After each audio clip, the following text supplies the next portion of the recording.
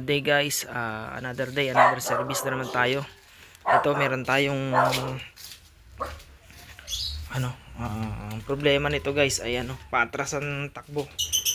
So possibility dito sa concentrate ko ang nadali. Yan guys. So kung bago ka pa lang dito sa channel ko guys, pa-like naman po at subscribe na rin sa aking channel. Malaking tulong po ito sa mga kagaya naming content creator na journey namin dito sa YouTube. So ito guys, check natin yung loob kung ano nangyari dun sa loob ng parts niya. So dito guys, tinatanggal ko muna tong pinaka mga cover niya para ma-check natin kung saan nadali to. Kailangan natin buksan dito guys kasi dito yung pinaka concentrate nung feeding ng overlock dito sa side na to. Ito yung pinaka nagko-connect dun sa ngipin niya. Yan. Bali marami din tong tornilyo, nasa 7 yata to. Tapos tanggalin din natin yung meron pang tornilyo yan sa loob.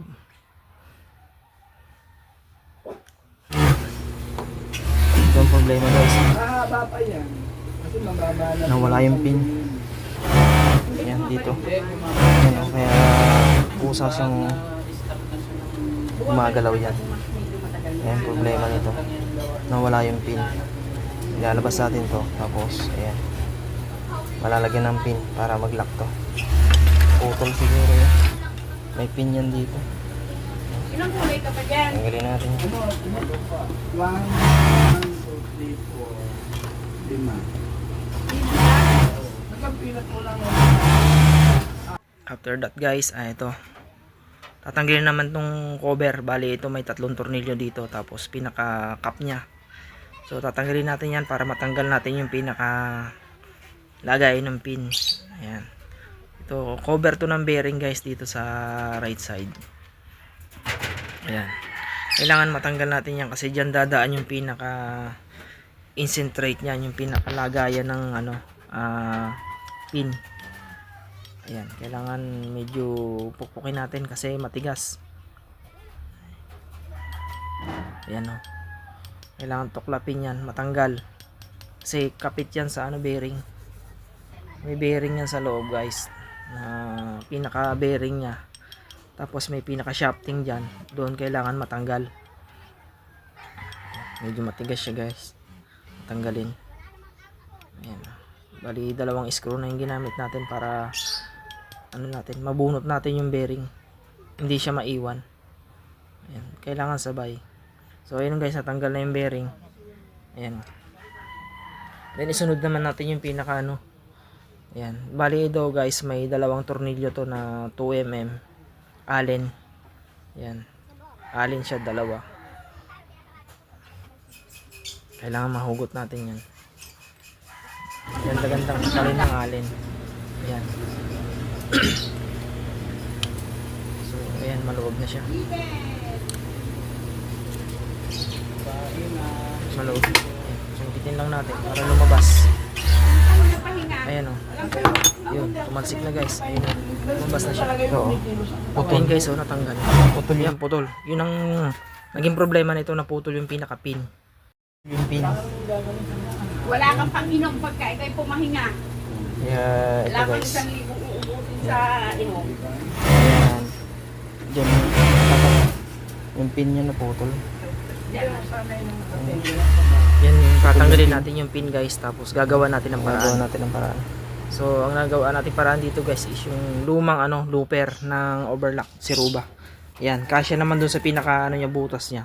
Mahigpit din. Then puputulin na lang yung pinaka niyan, yung sa gabal sa dulo para maging okay siya.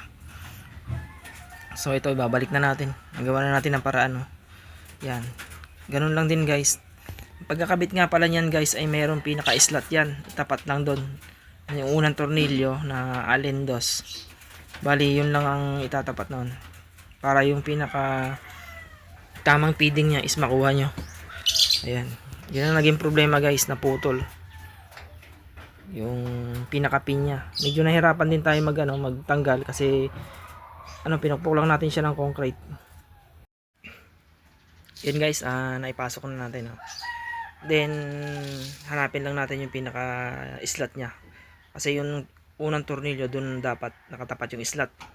Para hindi siya nagbabago ng yung feeding niya guys, nandyan. Yun nga. Tapos, higpitan natin yung dalawang tornilyo na yun. Ang panghigpit natin ay alin na 2.5, 2 mm. Yan oh. Kailangan intact din yung higpit dyan guys para hindi nagbabago yung kanyang feeding. Ayan. Tapos saka natin ibalik yung mga mga tinanggal natin. Ayan. Double check lang natin yung higpit niya. Yan lang nun guys, yung pinaka feeding niyan. Kung bumabaliktad yung takbo, other mga ibang parts na may lumuluwag dyan. Yung pinaka pin. Ito yung naging problema dito guys, is naputol yung pin kaya hindi na yan napipigil yung ikot ng feeding, nawawala sa align yung tamang ikot niya kasi naputol. So yan, nagawa na natin paraan. Ibalik na natin yung ibang mga parts. Ito yung cover niya, may plastic to, dalawang tornilyo. Then yung cover niya dito. Tapos papatesting natin mamaya. Yan. Yung cover ng bearing cover hindi pa natin nailagay. So ayan. Ipitan muna natin dito. Ayan. Para yung loob maayos na. Hindi na tayo babalik. Ayan. Tapos ito, pinaka top cover niya dito. Yan, higpit lang tayo. Bali, ito. 6 na tornilyo din. Higpitan natin dito para maayos na. So, guys, kailangan mahigpit din dito para hindi tumalsik yung langis. Ayan. Tapos may dalawang tornilyo pa dun sa loob. Yung pinaka harang niya dun sa loob, meron pa rin dalawang tornilyo. Ganun lang, guys. Make sure natin na maayos ang pagkakalapat ng para hindi siya nakabingkong yung cover. Ayan.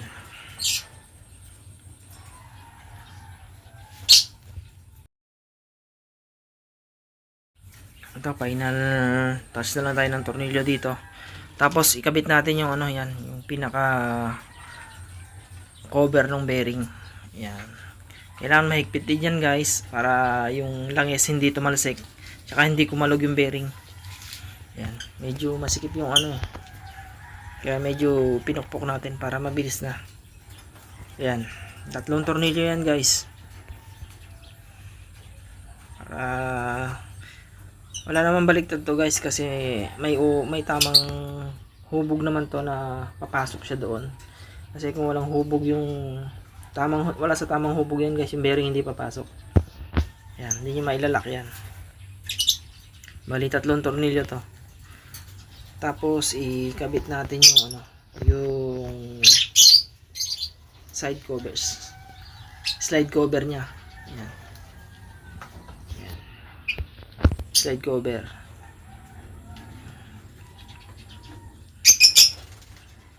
Ayan. Double check lang natin guys kung nakapasok na siya ng maayos para hindi tumagas yung langis. Ayan. So guys, dito testing naman natin kung okay na. Yan. So ito nga pala guys, na ginagamit din sa panglalari o pang lettuce machine.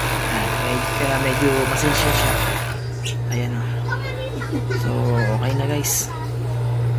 Tapos i-check natin kung nalalakihan na yung SPI nya para pag ginamit nila sa normal na tahi is okay na siya, hindi na siya magka-problema.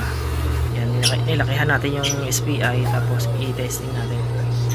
Tapos mamaya ipapatesting natin yung sa operator. So yun guys, so good. Okay na. Medyo okay na yung makina. Kuha na natin yung sira. Ayan. Dito naman tayo ay actual ni boss dun sa kanyang operation. Bali ito. Lalaro nyo ito guys. Ipot kasi. Try tayo gawa. So okay na. Hindi na siya paatras. Okay na yung tahi niya guys.